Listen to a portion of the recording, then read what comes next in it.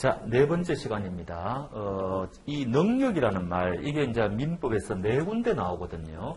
근데 여기에 여러분들이 우리가 사회에서 말하는 이 능력하고는 의미가 조금 다릅니다. 그러니까 이제 먼저 이 권리 능력이라는 말이 나오는데, 누가 권리의 주체가 될 수 있는가? 그거를 우리가 이제 자격을 법에서는 능력이라고 표현한다는 거죠. 그래서 뭐 별건 아닌데, 민법상 권리능력자에는 사람이 권리능력자가 될 수 있고, 그 다음에 법인이 권리능력자가 될 수 있다. 이제 이렇게 이야기하는 거죠. 그래서 우리가 그 영화 같은 거 보면은 외계인이라든지 무슨 동물이라든지 이런 거 많이 나오지 않습니까?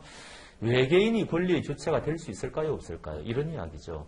실제로 미국에서는 어떤 할머니가 혼자 평생 살다가 고양이에게 내 전 재산을 상속해 주겠다. 이런 유언장을 남겼거든요. 그러면 이제 그 케이스의 핵심은 고양이가 상속권의 주체가 될 수가 있느냐. 이런 문제잖아요.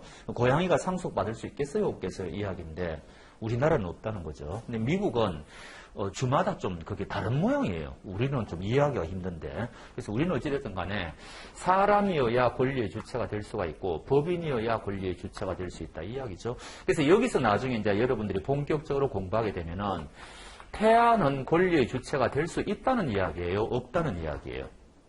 안 되죠. 사람이 아니지 않습니까? 그래서 요게 이제 핵심 테마가 돼요.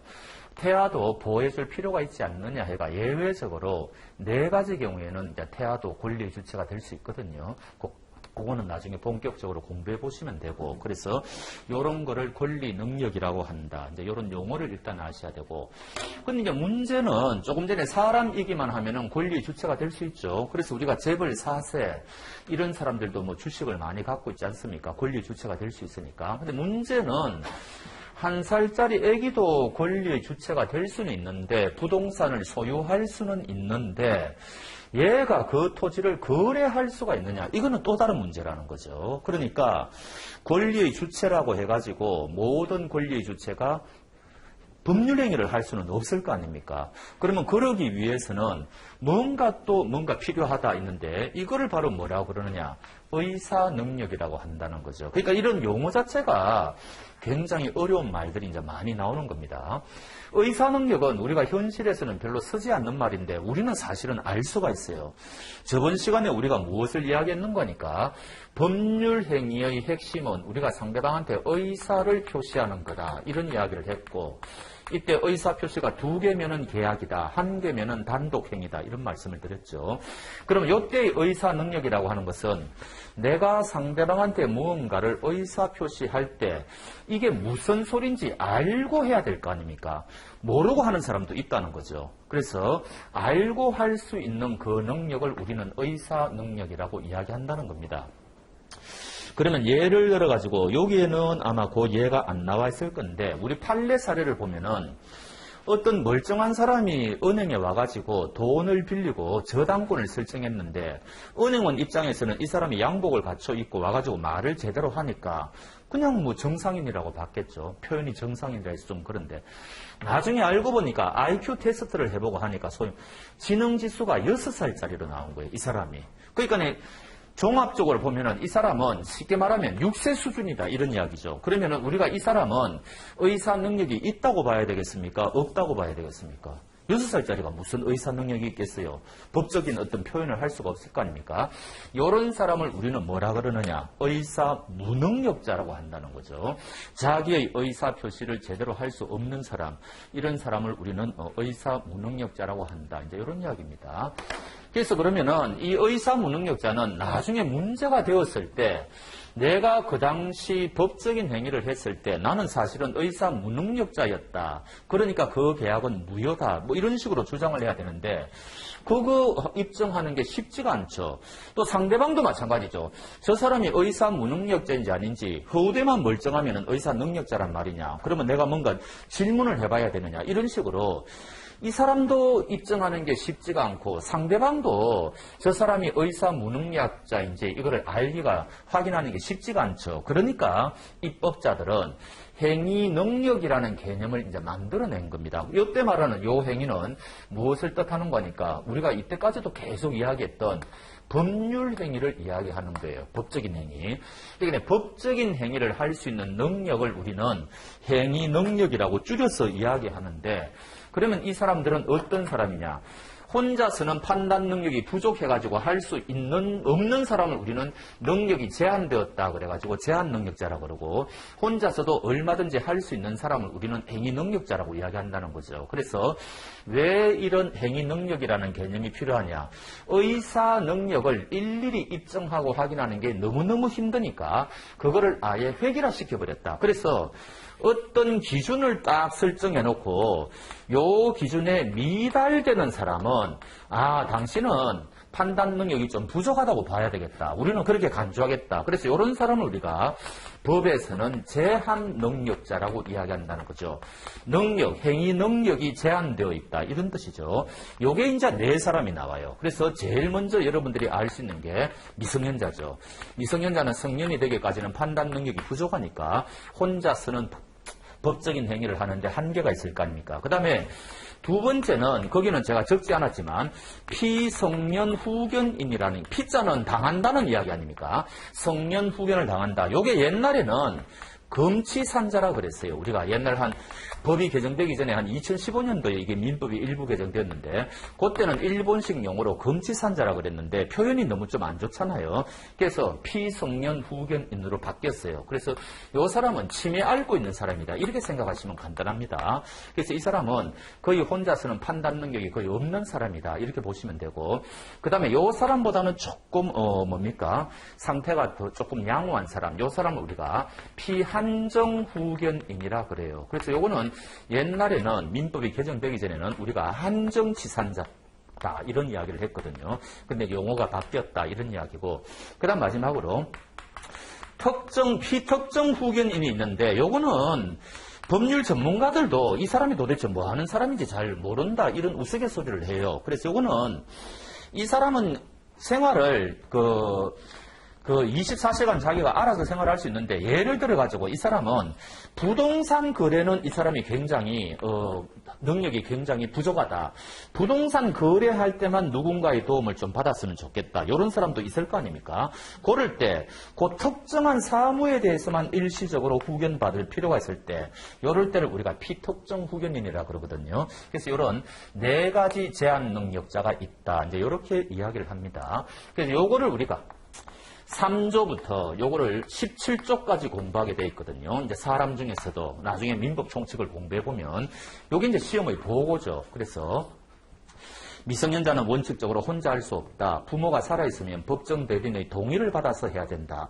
피성년 후견인도 일정한 제한이 있고, 이 사람 당연히 제한이 있죠. 다 당연히 제한이 있습니다. 구체적인 내용은 나중에 우리가 본격적으로 강의 들어갔을 때 하는 거고, 지금 우리가 개략적인 이야기를 하는 거니까 이런 사람을 우리가 제한 능력자라고 한다는 거죠. 자, 그래서 행위능력 개념의 필요성은 봤고요. 자, 그래서 2번에 제한능력자 말씀드렸죠. 자, 그 다음에 4번에 보면은 책임능력이라는 게 나옵니다. 여러분들이 아까 첫 번째 시간에 하는 거 기억나실란가 모르겠는데, 우리가 첫 시간에 이거 했습니다. 채권이 왜 발생하느냐, 그거를 공부하는 그 과목이 채권 강론이라고 그랬지 않습니까? 그 중에 계약을 체결해야지 채권이 발생한다. 이거 아까 말씀드렸고요. 우리가 첫 시간에 제일 끝에 보면은 불법 행위를 했을 때는 채권이 발생한다. 불법 행위는 교통사고 생각하시면 된다고 그랬지 않습니까? 그래서 이게 양대 산맥이에요. 계약이나 불법 행위가 발생했을 때 상대방한테 뭔가를 요구할 수 있는 권리가 생긴다. 이런 거거든요. 그럼 우리가 계약의 경우에는 조금 전에 그 법률 행위라고 말씀드렸지 않습니까? 그러면 법률 행위를 하기 위해서는 일정한 의사 능력이 있어야 된다. 의사 능력을 획일화시킨 걸 우리는 행위 능력이라고 한다. 지금 이거 우리가 봤단 말이죠. 근데 이제는 불법 행위 관점에서 우리가 상대방한테 뭔가 법을 어기는 행위를 했을 때는 우리가 고의 과실이 필요하다고 말씀드렸죠. 특히 과실이라는 개념이 중요하다고 말씀드렸는데 그러면 고의 과실이라는 개념을 인정하기 위한 그 전제 조건이 뭐가 필요한 거니까 여기서 지금 책임 능력이라는 말이 나와요. 그러니까 이 책임 능력이라는 말은 불법 행위와 관련된 용어다 이렇게 생각하시면 돼요. 그러니까 지금 의사 능력이니 뭐 행위 능력이니 이런 거는 법률 행위와 관련된 개념인데 이 책임 능력은 불법 행위와 관련된 개념이다. 이렇게 일단 생각하시면 됩니다. 자, 그럼 질문 하나 드려볼게요. 지금 우리가 이제 뉴스에도 그런 게 좀 나는데 아파트 옥상에서 한 5살짜리 아기가 벽돌을 밑으로 던집니다. 그래서 차가 박살이 나요. 그럼 이때 차가 박살이 난 그 차 주인은 불법 행위를 당했으니까 가해자에게 손해배상을 요구해야 될 거 아닙니까?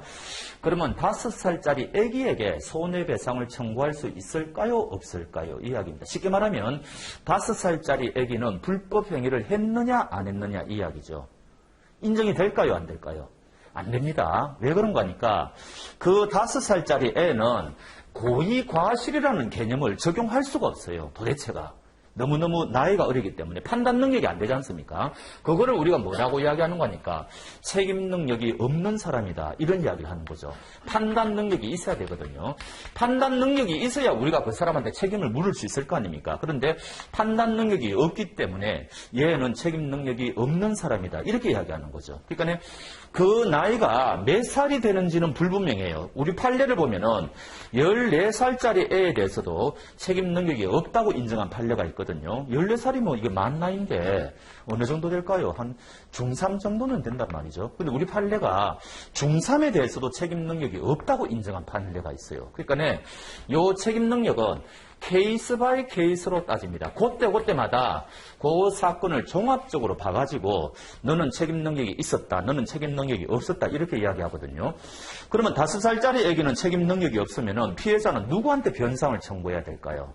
이때는 얘가 성년이 될 때까지는 법정 대리인 감독자가 있을 거 아닙니까? 그 감독자에게 손해배상을 청구할 수가 있어요. 그러니까 쉽게 말해서 아직 나이가 적어가지고 얘가 뭔가 고의과실을 인지할 수 있는 능력이 안 될 때는 그래서 사고가 발생했을 때는 부모한테 가서 손해배상을 청구하면 된다. 이런 이야기죠. 요거하고 비교해가지고 한번 물어보겠습니다. 제가 저번 시간에 형법하고 민법은 완전히 다르다 그랬는데 형법적으로는 책임 무능력자가 몇 살입니까? 책임을 물을 수 없는 나이. 요즘 촉법 소년이니 해가지고 굉장히 뉴스에서 많이 나고 있지 않습니까? 얘가 몇 살이 되어야만 소제기가 가능할까요? 소제기를 해야지 법원에서 판결을 받을 거 아닙니까? 그런데 일정한 나이가 안 되면은 법원에 소를 제기할 수가 없어요. 그거를 책임 무능력자라고 그러거든요. 형사에서는 이게 몇 살일까요? 상식적으로 하셔야 되는데. 14세입니다. 14세. 14세가 안 되면은 얘가 아무리 중대한 범죄, 살인이라든지 이런 범죄를 저질러도 소를 제기할 수가 없어요. 그리고 얘가 14세에서 12세 요 사이면은 소는 제기 못 하는데 요거는 행정처분으로 요 사람은 소년원 같은 데는 보낼 수가 있어요. 그 대신에 법원에는 못 보낸다는 이야기예요. 법원에는 14살이 돼야 되거든요. 그래서 여기 이제 하고 그래서 지금 우리가 촉법소년 나이를 올리자 지금 굉장히 요즘 논의가 많지 않습니까? 그래서 형사적으로는 이런 이야기고 민사적으로는 얘한테 손해배상을 청구하기 위해서는 어느 정도 나이가 돼야 되느냐? 그거는 일률적이지 않다는 이야기. 케이스 바이 케이스. 그때마다 다르다. 이런 이야기입니다. 그러면 질문. 얘가 중3 정도 되면은 여러분들 상식적으로 책임 능력이 있을 것 같아요? 없을 것 같아요? 당연히 있죠. 중3이 왜 책임 능력이 없겠어요? 근데 왜 판사는 이거를 책임 능력이 없다고 판시를 했을까요? 얘한테 책임 능력이 있다고 판시를 해버리면은 피해자는 누구한테 손해배상을 청구해야 됩니까? 얘한테 청구해야 돼요. 얘가 가해자니까. 근데 얘는 변제 능력이 없지 않습니까? 그러니까 판사는 얘가 책임 능력이 없다고 해버려야 피해자는 부모한테 갈 수가 있는 거예요. 그러니까 일부러 없다라고 하는 거예요. 무슨 말인지 아시겠습니까? 그래서 이거는 판사가 법기술적으로 피해자의 변제를 잘 확보해 주기 위해서 일부러 이렇게 하는 겁니다. 법기술적으로. 그래서 케이스 바이 케이스로 이게 다 달라요. 그래서 이런 경우를 우리는 책임 능력이라고 이야기한다. 그래서 앞으로 우리 여러분들이 민법을 읽으실 때 능력이 네 군데 나오는데 권리 능력은 쉽죠. 권리의 주체가 될 수 있다. 사람 아니면 법인이다. 그 다음에 계약, 법률행위와 관련해가지고는 의사 능력이라는 개념이 있다더라. 그 다음에 다음에 행위 능력이라는 개념이 있다더라. 이렇게 보셔야 되고, 그 다음에 불법 행위와 관련해가지고는 책임 능력이라는 개념이 있다더라. 이렇게 보시면 되겠습니다. 자, 그게 그 3번의 행위 능력, 책임 능력이죠. 자, 봅시다. 자, 그래서 우리 민법에 불법 행위가 전제가 되어 있고, 불법 행위에서 우리가 고의다, 과실이다, 이게 먼저 인정이 돼야 될 거 아닙니까? 근데 요걸 있다고 하기 위해서는 그 전제 조건으로 얘가 일정한 판단 능력, 정신 능력을 가지고 있는 것을 전제로 한다.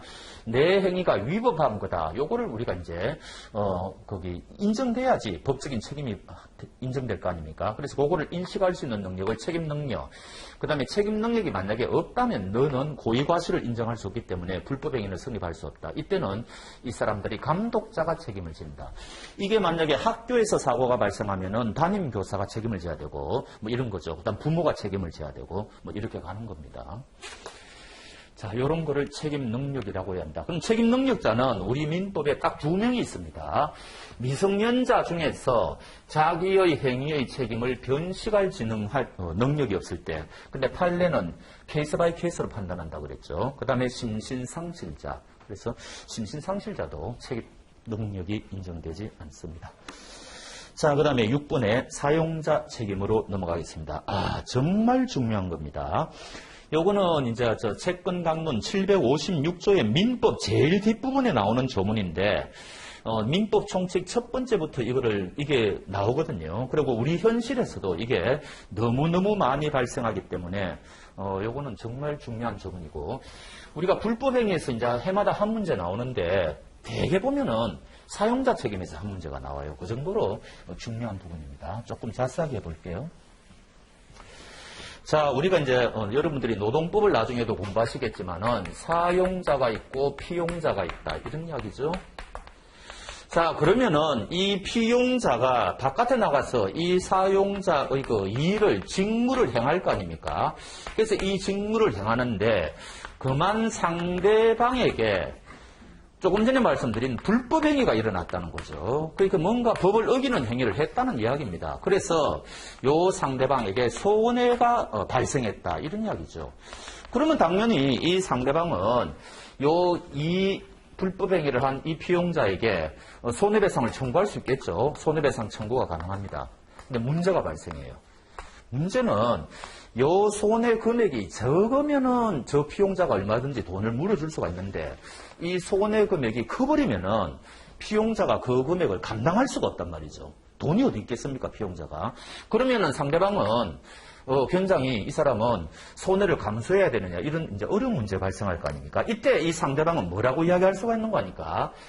사장 네가 책임져라 이렇게 이야기할 수 있다는 거죠. 이게 그 유명한 756조의 사용자 책임이라는 겁니다. 그러니까 이거는 사실은 우리가 생각하기엔 좀 이상하죠. 우리가 뭔가 상대방한테 손해배상을 한다는 거는 행위를 한 당사자가 손해배상을 해야 될 거 아닙니까? 근데 이 사람은 이 사람은 사실은 잘못이 없죠. 이 사람을 고용한 죄밖에 없지 않습니까? 그런데도 이 사람이 책임을 져야 된다는 거예요. 손해를 물어야 된다는 겁니다. 그러면 이 사람이 만약에 1억이라는 손해가 발생했다면은 이쪽으로도 1억 손해배상 청구할 수 있지만 이쪽으로도 1억 손해배상 청구할 수 있다는 이야기예요. 양쪽 골라잡기 할 수 있습니다. 대개는 이쪽으로 청구하겠죠. 이 사람이 돈이 많으니까. 그러면 도대체 저 사용자는 자기가 잘못한 것도 없는데 왜 책임을 져야 되느냐. 요거를 이제 학자들의 의견이 조금 분분한데 요거를 우리가 대위 책임설이라 그래요. 대신 책임진다 이런 이야기거든요. 그럼 왜 도대체 이 사람이 대신 책임을 지느냐. 평소에 이 피용자를 고용해가지고 이 사람은 이익을 많이 창출했을 거 아닙니까? 그러면은 돈을 이 사람 때문에 벌었으니까 손해가 발생했을 때도 네가 손해를 물어주는 게 타당하다. 그게 공평하다. 이런 논리예요. 그러니까 피용자가 일을 잘못했을 때는 이익을 걷어가는 것도 당신이지만 손해 발생하는 것도 당신이 감수하고 해야 된다. 이런 논리입니다. 그래서 사장이 책임을 져야 된다는 거죠. 그러니까 여러분들이 이제 그런 거 있잖아요. 우리가 음식점 갔을 때 종업원이 잘못해가지고 국을 흘린다든지 했을 때 종업원한테 화낼 필요 없습니다. 사장한테 가서 청구하면 되는 거예요. 그게 사용자 책임이에요. 그러니까 사용자 책임은 우리 현실에서 굉장히 많다. 그런 이야기고. 요 사용자는 법인일 수도 있고 개인일 수도 있겠죠. 법인이 사용자일 수도 있고 당연히 개인이 사용자일 수도 있습니다. 그래서 우리 현실에서는 굉장히 많이 발생하는 거고, 이때 사용자는 요 사람한테 손해배상 해주고 대신 이럴 수는 있어요. 피용자에게 구상권을 행사할 수는 있습니다.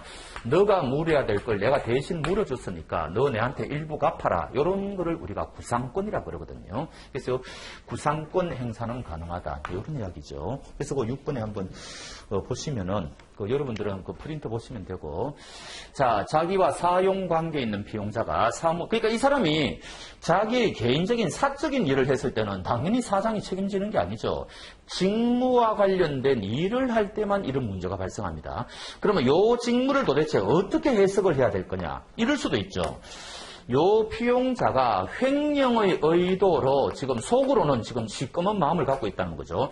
횡령의 의도로 지금 일을 하고 있는데 상대방한테는 지금 그거를 감추고 있겠죠. 요럴 경우에도 이 사용자가 책임을 져야 되느냐. 이제 이런 어려운 문제가 막 생기거든요. 여러분들이 공부하시다 보면. 그래서 나중에 요 직무를 도대체 어떤 식으로 해석해야 될 거냐. 그리고 요게 외형 이론이라 해가지고 이제 여러 가지 이론이 등장하는데 그거는 본격적으로 공부할 때 우리가 보면 되고, 여하튼 여기서는 전체적인 얼개만 좀 아시면 된다. 이런 이야기죠. 그래서 사용자, 피용자 관계, 사용 관계에 있는 피용자가 개인적인 일이 아니고 사무 집행과 관련된 일을 했는데 바깥에 있는 외부의 제3자에게 손해가 발생되는 일을 했다. 이때는 사용자가 책임을 져라. 왜? 기업이 평소에 종업원을 고용해가 이익을 누렸다면 손해가 발생했을 때도 손해를 배상하는 게 공평하다. 이런 취지에서 발생하는 거고, 우리 현실에서 너무너무 많이 발생하는 거다. 지금 이런 이야기를 하고 있는 거죠. 자, 그런데 거기 보면은 사용자의 면책이라는 게 있죠. 그러면 이 사람은 무조건 책임을 져야 되느냐? 우리 법조문에는 이렇게 되어 있습니다. 이 사용자가 내가 이 피용자를 선임할 때 최선을 다했다. 혹은 선임하고 난 다음에 이 사람 감독할 때 내가 최선을 다했다. 요거를 사용자가 입증하면은 면책이 됩니다. 이때는 그러하지 아니하다. 이 말은 사용자가 책임지지 않는다는 이야기거든요. 그래서 법조문에는 사용자의 면책 규정이 지금 있는데, 신기하게도 우리 판례를 보면은 단 한 건도 사용자의 면책을 인정한 적이 없다고 그럽니다. 그러니까 법조문에는 사용자가 빠져나갈 규정은 있기는 있는데, 만약에 종업원이 피용자가 만약에 사고를 치면은 우리 판례에 의하면은 100% 사용자가 책임을 져야 된다는 거죠. 그러니까 그거는 상대방을 그만큼 두텁게 보호하겠다는 겁니다. 그 손해를 당한 사람을. 그래서 이런 구조를 가지고 있고, 자, 요거하고 대비되는 게 뭐가 있는 거니까. 나중에 우리가 이제 법인 파트를 민법 총칙에서 공부할 때, 법인은 여러분들 굉장히 추상적인 존재죠. 우리가 뭐 삼성전자 이게 뭐 건물은 우리가 볼 수 있지만 법인이라는 거 이 자체를 우리가 볼 수는 없지 않습니까? 굉장히 추상적인 존재. 사람들이 머리로 만들어낸 관념적인 존재란 말이죠. 그러면 법인의 행위를 한다. 관념적인 이 존재가 행위를 할 수가 없지 않습니까? 그래서 이때는 법기술적으로 이 법인에는 대표기관이 있을 건데, 이 대표기관의 행위를 법인의 행위로 간주하는 이런 형식, 간주라는 말 우리가 저번 시간에 했지 않습니까? 그래서 대표기관이 바깥에 나가서 뭔가 계약을 체결한다든지 등등 하면은 그거는 법인이 이 사람하고 계약 체결한 거로 간주하겠다. 이런 시스템을 이제 취하고 있는 거죠. 그래서 법인은 대표기관이 누구냐? 이게 굉장히 중요해요. 그래서 나중에 공부해 보시면은 대표기관이 5가지가 인정이 되거든요. 그거는 나중에 이제 공부하시면 되는데, 어찌됐든 법인의 대표기관이 바깥에 나가서 행위를 하면 그거는 법인의 행위로 간주한다. 그럼 거꾸로 이야기해가지고 법인의 대표기관이 바깥에 나가서 불법 행위를 했다면은 그거는 법인의 불법 행위가 되는 거죠. 그럼 이때는 법인이 불법 행위를 한 거기 때문에 이 피해자는 법인에게 손해배상 청구할 수 있겠죠.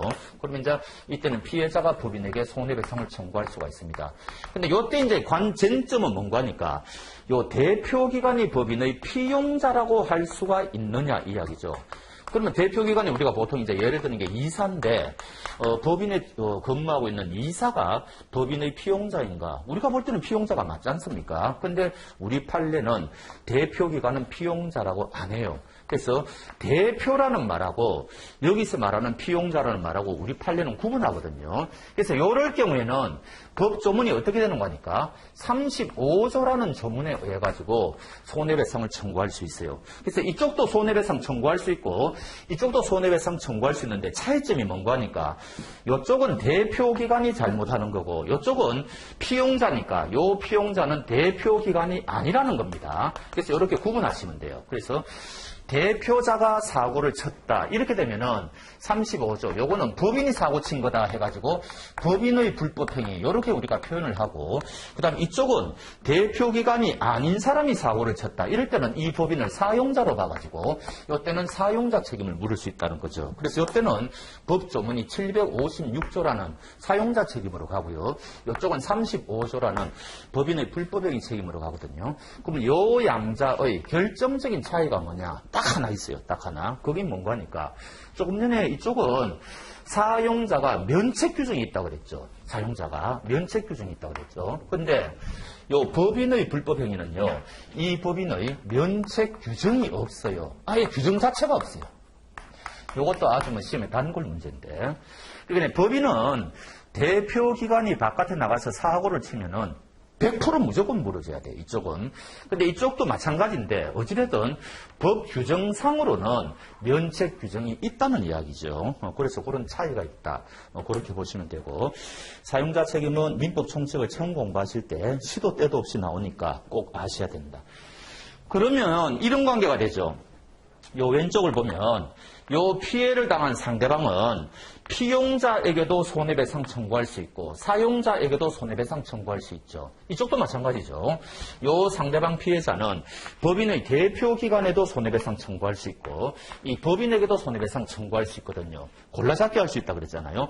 이때 우리는 요 양자를 뭐라고 이야기하는 거니까 이 두 사람이 연대해서 채무를 갚아야 되니까 연대채무라고 이름을 붙이는데 평소에 이 두 사람이 우리 연대해서 갚자 이런 약정을 한 건 아니지 않습니까? 피해자를 두텁게 보호하기 위해서 법에서 너희들은 연대하여 갚아라 이렇게 돼 있는 거거든요. 그래서 이런 걸 우리가 뭐라고 이야기하는 거니까 부진정 연대채무라고 이름을 붙여요. 그러면은 부진정하다라는 말은 진정한 연대채무도 있다는 이야기 아닙니까? 그러면은 진정한 연대채무는 뭐냐? 요거는 당사자 간에 연대의 약정을 하는 경우예요. 우리 연대하여 갚자. 채무자가 2명, 3명 여러 사람인데 채무자들끼리 모여가지고 우리 연대하여 갚자 이러면 이게 연대채무가 되거든요. 근데 요거는 연대의 약정은 없는데 법에서 너희들 연대하라 이렇게 돼 있으니까 연대의 약정이 없으니까 이거를 부진정 연대채무라고 그러거든요. 그래서 민법 총칙을 읽을 때 또 처음부터 끊임없이 나오는 이야기가 요 부진정 연대채무라는 말이 굉장히 많이 나와요. 그래서 요 개념 정도는 일단 아셔야 되고 그러면 진짜 연대채무하고 부진정 연대채무의 차이가 뭐냐? 이것도 굉장히 중요한 이야기일 거 아닙니까? 근데 요거는 채권법에 가면은 이제 주된 테마가 돼요. 요 양자의 차이가 뭐냐? 굉장히 중요한데. 그래서 그런 또 구체적인 이야기는 우리가 본격적으로 강의 들어가서 보면 되고 여기서는 그냥 연대채무라는 게 있는데 우리 법에서는 부진정 연대채무가 굉장히 많다더라. 그래서 그 개념은 뭐냐? 당사자끼리 연대의 약정을 하지 않았는데 법에서 너희들 연대하여 갚아라. 이렇게 돼 있으면 그거는 부진정 연대채무다. 이렇게 생각하시면 됩니다. 자, 연대채무 한번 보시죠. 자, 부진정 연대채무, 연대채무와 마찬가지로 연대채무하고 똑같은 것도 있고 다른 것도 있단 말이죠. 연대채무와 마찬가지로 여러 사람의 채무자가 동일한 채무를 부담하고 그래서 전액을 부담해야 이 사람도 1억 부담, 이 사람 이게 1억이라면은 이 사람도 1억 부담해야 되고 이 사람도 1억 부담해야 된다는 거죠. 근데 만약에 사용자가 이쪽으로 1억을 갚으면 더 이상 피용자는 1억을 갚을 필요가 없지 않습니까? 두 사람 중에 한 사람이 갚으면 나머지 사람은 자동적으로 채무가 소멸되겠죠. 그 이야기입니다. 각각 전액을 부담하는데 그 사람 중에 한 사람 또는 여러 사람이 한 개의 급부 1억 원을 다 지급하면은 다른 사람 채무자는 채무가 자동적으로 소멸하는 것을 우리가 연대채무라고 그러고 부진정 연대채무도 마찬가지라는 거죠. 근데 양자의 차이가 뭐냐? 연대채무는 채무자끼리 연대의 약정이 있는 데 반해서 부진정 채무는 연대의 약정이 없는 경우다. 가장 시험에 많이 나오는 게 공동불법행위자의 책임이에요. 이거 현실에서 너무너무 많이 발생하죠.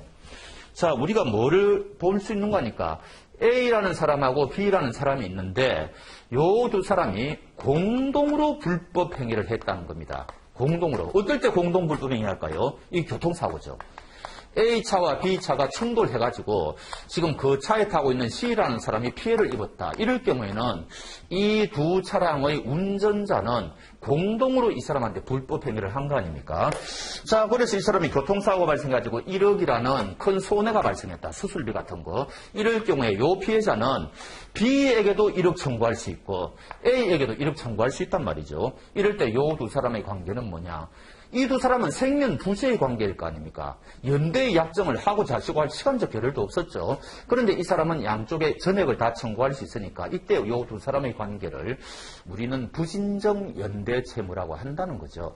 그래서 만약에 A가 이 사람한테 1억을 다 갚으면 이제 A는 B에게 일정한 금액을 이제 구상할 수가 있는 이런 관계가 되는 겁니다. 이런 거를 부진정 연대 채무. 그래서 그 동그라미 3번에 공동 불법 행위자의 책임은 그 전형적인 것이다. 이제 그런 말이 나오죠. 자, 그 다음에 마지막으로 채권자 대위권. 채권자 취소권하고 같이 할게요. 그 채권자 취소권은 제가 거기 적어 놓지 않았는데 같이 하겠습니다. 이게 이제 채권법에 나오는데 이 민법 총칙을 또 읽다 보면은 채권자 대위권하고 취소권이 조금 그렇게 많이 나오지는 않는데 심심찮게 나와요. 그래서 채권자 대위권도 보실 필요가 있습니다. 취소권도 마찬가지. 이게 이런 거예요. A가 지금 B에게 돈 1억 받을 권리가 있다고 칩시다. 그럼 이 사람이 채권자죠. 그럼 이 사람이 채무자입니다. 근데 이 채무자는 또 C라는 사람에게 또 돈 1억 받을 채권이 있다고 쳐봅시다. 그러면 이때는 B가 채권자가 되고 그 다음에 이 사람이 이제 채무자가 되는 거죠. 그러면 이제 이때 A를 기준으로 해가지고 우리가 이야기를 하면은 A는 채권자, B는 채무자, 이때 C를 제3채무자라고 이름을 붙여요. 그래서 A의 입장에서는 C가 이제 제3채무자가 되는 겁니다. 자, 그런데 요 1억이라는 채권도 재산이지 않습니까? 근데 B는 이 사람이 가지고 있는 재산은 요 1억이라는 채권 이외에는 하나도 없다고 생각해 봅시다. 그거를 우리는 무자력이라고 그래요. 재산이 하나도 없다는 거죠. 유일한 재산은 이 사람이 B가 C에게 받을 1억이라는 요 채권밖에 없다. 채권도 재산이죠. 근데 문제는 이 사람이 채권이 있을 때 자기가 채권을 행사하건 행사 안 하건 그거는 권리자의 마음대로죠. 그러니까 이 사람이 이 채권을 행사하지 않고 있다는 이야기예요. 불행사. 얼마든지 권리를 행사 안 해도 되죠. 문제는 자기가 이 사람한테 1억 빚이 없다면 행사 안 해도 되죠. 근데 이 사람은 문제는 1억 빚이 있는데 다른 재산은 하나도 없는데 그러면 이 채권을 행사해가 돈을 받아야 이쪽으로 넘겨줄 수가 있는데 그거를 지금 안 하고 있다는 거 아닙니까? 그래서 이럴 경우에는 A가 자기의 채권을 지키기 위하여 요거를 이제 법에서는 보전하기 위하여 이런 표현을 쓰죠. 자기 채권을 지키기 위하여 A가 B의 권리를 대신 행사할 수가 있다는 거예요. 요거를 우리가 채권자 대위권이라고 해요. 그러니까 원래는 다른 사람 권리를 그 사람으로부터 대리권을 수여받지 않았는데 함부로 행사할 수는 없는 거 아닙니까? 큰일 날 이야기죠. 근데 이런 특수한 경우에는 일정한 요건이 갖추어진 경우에는 다른 사람 권리를 대신 행사할 수가 있다는 겁니다. 그래야지 이 사람은 자기 채권 1억을 지킬 수 있을 거 아닙니까? 이런 권리를 채권자 대위권이라고 그래요. 그래서 이 개념도 민법 총칙을 읽을 때 굉장히 좀 자주 나오는 편이니까 지금 아실 필요가 있다. 이런 이야기죠. 한번 읽어볼까요? 자, 채권자가 자기 채권을 지키기 위하여, 보전하기 위하여 무슨 말인 거 아시겠죠? 그의 채무자에게 속하는 권리를 행사할 수 있는 권리를 말한다. 예컨대 자력이 없는 채무자, 요거를 우리가 이 사람은 다른 재산이 있으면은 A는 행사할 필요가 없죠. 그 다른 재산에 강제집행 들어가면 될 거 아닙니까? 그러니까 요게 요건이 필요해요. 무자력이라는 요건이 필요하다고요. 그래서 요 사람은 자력이 없는, 그러니까 재산이 없는 채무자가 제3자에 대하여 채권을 가지고 있음에도 불구하고 이를 행사하지 않고 있을 때 대신 행사하는 거다. 그래가지고 이제 이 사람은 이제 나중에 또 다른 절차에 들어가는데 어찌됐든 이런 거를 채권자 대위권. 자, 여기까지가 프린트에 있는 거고요. 이제부터는 프린트에 없는 겁니다. 자, 요거하고 연결해서 나오는 게 채권자 취소권이라는 거예요. 요거는 채권법에 406조에 나오는 조문이고요. 요거는 채권법에 채권자 대위권은 404조에 나오거든요. 붙어 있는데 해마다 한 문제 나옵니다. 여기서 한 문제가 나오든 여기에서 한 문제가 나오든 뭐 두 개 다 나올 때도 있었고 여하튼 굉장히 채권법에서는 중요한 이야기인데 나중에 민법 총칙 읽을 때 채권자 대위권은 굉장히 자주 나오는 개념이고 채권자 취소권은 나오기는 나오는데 채권자 대위권만큼은 자주 나오지 않죠. 어찌됐든 알아놓으면 좋겠죠. 이런 겁니다. 우리가 오늘 아까 시간에 그거 했죠. 그 허위 표시라는 걸 했는데 그 이야기입니다. 지금 A가 B에게 돈 1억 받을 채권이 있다는 거죠. 그래서 이 사람이 채권자, 이 사람이 채무자인데 우리가 오늘 오전에 뭐 했는 거니까 이 사람이 부동산이 하나 있는데 이거 그대로 갖고 있다가는 이 채권자로부터 강제 집행당하겠거든요. 그러니까 재산을 슬쩍 빼돌린다 그랬지 않습니까? 그래서 C하고 짜고 매매 계약을 하지도 않았는데 한 것처럼 위장한다 그랬지 않습니까? 그래서 이 부동산에 대한 등기를 슬쩍 이 사람 이름으로 옮긴다 그랬죠. 그러면 이제 더 이상 이 사람은 이제 부동산이 소유자가 아니게 이제 등기부상 그 보면 없을 거 아닙니까? 이때 우리는 이거를 어떻게 평가하는 거니까 A, B와 C가 짜고서 매매를 하지도 않았는데 한 것처럼 위장한 걸 우리가 이걸 허위 표시라 그랬죠. 엉터리로 표시한 거다. 요거는 이제 앞에 말을 붙이면 통정이라는 말을 붙이는데 두 사람이 짜고서 엉터리 표시를 했다. 허위 표시고 요거는 우리 민법 108조에 가보면은 허위 표시는 무효다 이런 규정이 있거든요. 그런데 요거하고 또 다른 관점에서 보면은 요 C의 관점, A의 관점에서 보면은 요 B와 C는 자기들이 통정, 작당을 해가지고 이 사람을 골탕 먹이는 행위를 했지 않습니까? 강제 집행을 피하기 위해서 재산을 빼돌렸으니까 요때 우리는 요 매매 계약을 뭐라 이야기하는 거니까 사해행위라 그래요. 채권자를 해치는 행위를 했다. 요거를 우리가 사해행위라 그러거든요. 그러면 원래는 우리가 취소라는 것은 계약 당사자 간에 발생하는 문제죠. 제가 한 달 전에 저 사람하고 매매 계약을 체결했는데 이제 와서 보니까 사기당한 것 같아. 그래서 내가 계약 취소하겠다. 이런 건데 요거는 요 채권자가 요 사람들이 맺은 엉터리 표시 있죠. 요거를 제3자가 가가지고 취소하는 겁니다. 요거를 우리가 채권자 취소권이라 그러고 이게 가능하다는 이야기예요. 그래서 원래는 취소라는 것은 계약 당사자들이 하는 건데 채권자 취소권은 외부에 있는 제3자인 채권자가 자기의 채권을 지키기 위해서 요 취소를 할 수 있는 것을 말한다. 요거를 채권자 취소권이라 한다. 이런 거죠.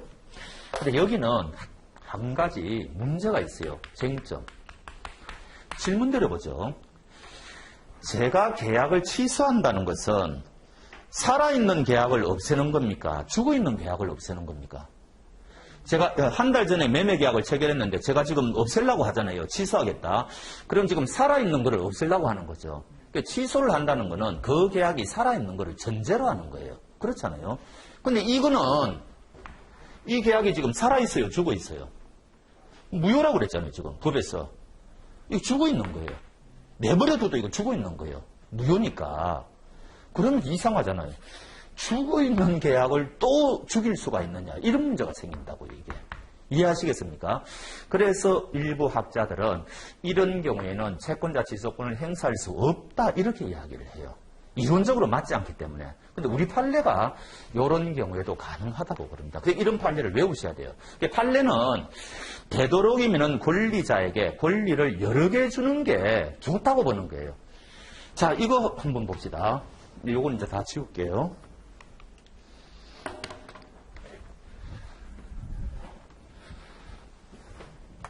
자, 오늘 우리가 저번 시간에 손해배상의 양대산맥이 뭐냐. 상대방이 내한테 채무불이행을 했을 때다. 또는 상대방이 내한테 불법 행위를 했을 때다. 요거 두 가지가 양대산맥이라고 제가 말씀드렸죠. 자, 그러면은 요걸 제가 예를 한번 들어보겠습니다. 이것도 굉장히 중요한 이야기인데 A라는 개인 택시 기사가 과속으로 차를 몰다가 그만 교통사고가 발생했습니다. 그래서 B라는 이 택시에 타고 있는 승객이 1억이라는 피해가 발생했다고 생각을 해봅시다. 그러면은 이제 손해배상의 문제가 생길 거 아닙니까? 이때 B는 A에게 이제 손해배상을 청구할 때인데 그 원인이 뭐냐, 근거가 뭐냐, 이제 이걸 우리가 생각해 보자는 거죠. 첫 번째, 당신 내한테 불법행위 했기 때문에 손해배상 해달라. 이렇게 할 수가 있을 거 아닙니까? 교통사고가 불법행위라고 그랬잖아요. 당연히 이거 할 수 있어요. 자, 두 번째, 이 사람은 채무불이행을 원인으로도 손해배상 청구할 수 있을까요? 없을까요? 이게 된다는 게 우리 판례예요. 피해자에게 권리를 여러 개 인정하는 게 좋다는 이야기입니다. 왜 그럴까요? 만약에 이 사람의 변호사가 1번을 근거로 해가지고 손해배상을 청구했는데 소송 수행을 잘못했다든지 뭐 변론에 2번 불출석한다든지 이러면 불이익 받거든요. 질 수 있어요. 질 수 있다고요. 권리가 있어도 법정에서 질 수 있단 말이죠. 그러면은 이 사람은 1번에 의해서 졌기 때문에 아직 2번 권리는 살아있잖아요.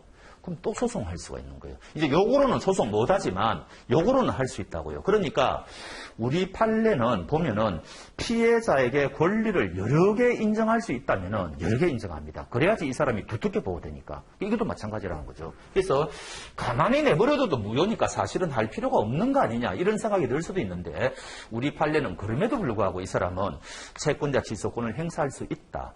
무효지만 확인사살할 수 있다. 이런 이야기예요. 그래서 이런 것들 무효임에도 취소의 대상이 된다. 이것도 굉장히 중요한 논점이 되고 요 경우도 외워놓으셔야 됩니다.